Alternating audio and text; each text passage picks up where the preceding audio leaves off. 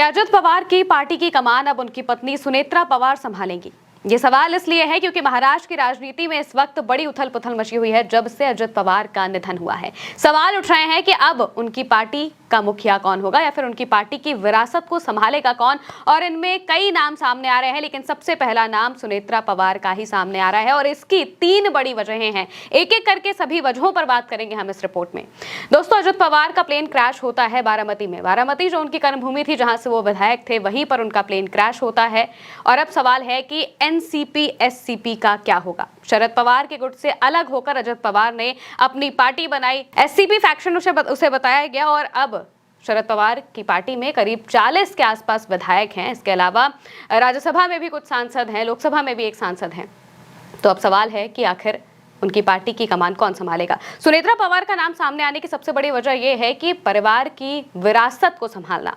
आमतौर पर हमने देखा है कि भारत में अगर राजनीति की हम बात करें तो पार्टी की कमान आमतौर पर उसी के हाथों में जाती है जो उस परिवार से जुड़ा होता है, खासतौर से बेटा या फिर पत्नी के हाथों में।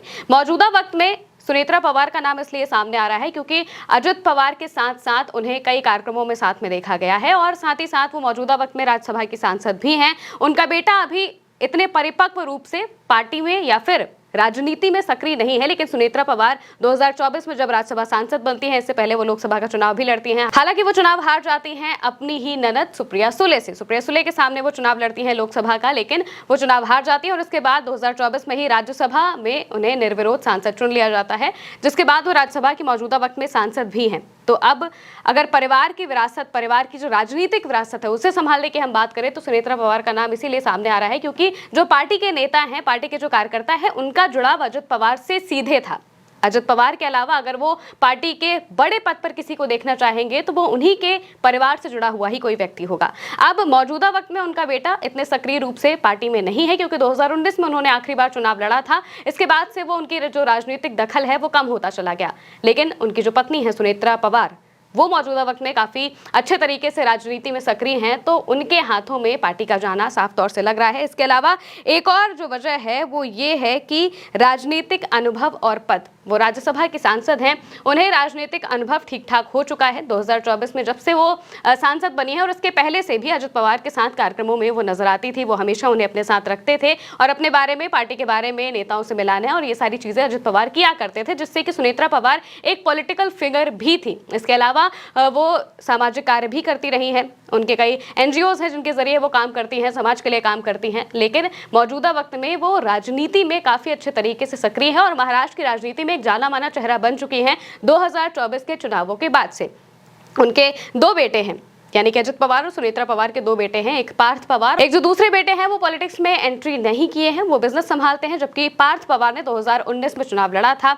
अभी पार्थ पवार का नाम इसमें सामने इसलिए नहीं आ रहा है क्योंकि उन्होंने आखिरी चुनाव 2019 में लड़ा था। तो मौजूदा वक्त में सुनेत्रा पवार ही हैं जो पार्टी को संभाल सकती हैं। तीसरी बड़ी वजह यह है कि पार्टी को अगर एकजुट रखना है तो उसके लिए बड़े लेवल पर जो मुखिया का पद है वो उनकी पत्नी तक ही जाना चाहिए। अगर इसके अलावा जो बाकी के जो दूसरे लेवल के नेता है, यानी कि अजित पवार के बाद जिन नेताओं का नाम सामने आता है एनसीपी एससी में, उनकी अगर हम बात करें तो वो सुनील तटकरे हैं और प्रफुल्ल पटेल हैं। ये 2 वो नेता हैं जिनका नाम सामने आता है अजित पवार के बाद। लेकिन अगर पार्टी को संभालने की हम बात करें तो उसमें परिवार के ही किसी व्यक्ति का नाम सामने आता है और वो मौजूदा वक्त में सुनेत्रा पवार हैं। अगर सुनेत्रा पवार पार्टी को संभालती है तो पार्टी के जो कार्यकर्ता हैं उनका जुड़ाव क्योंकि अजित पवार के साथ काफी ज्यादा था, क्योंकि अगर आप तस्वीरों को देखेंगे तो जिस तरीके से एनसीपी के जो कार्यकर्ता हैं वो रोते बिलखते हुए दिखाई देते हैं, दादा दादा कहते हुए वो रोते हुए नजर आते हैं, तो इससे पता चलता है कि उनका जुड़ाव कितना ज्यादा अजित पवार से था सीधे रूप में। तो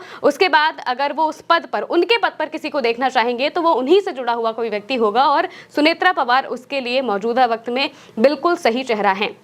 लेकिन अभी इसको लेकर कोई पुख्ता जानकारी सामने नहीं आ रही है क्योंकि अभी इस पर बात होगी, अभी इस पर चर्चाएं होगी, पार्टी के नेताओं के लिए जो मीटिंग होगी वो सारी चीजें होंगी और राजनीतिक रूप से एक बड़ी बैठकों का जो दौर है वो भी महाराष्ट्र में चलेगा, जिससे ये पता चल सके कि अब एनसीपी एससीपी का क्या होगा, शरद पवार का जो गुट है उसका क्या होगा, उसके बड़े पद पर कौन होगा, जो अजित पवार हैं उनकी जगह कौन लेगा आखिरकार में।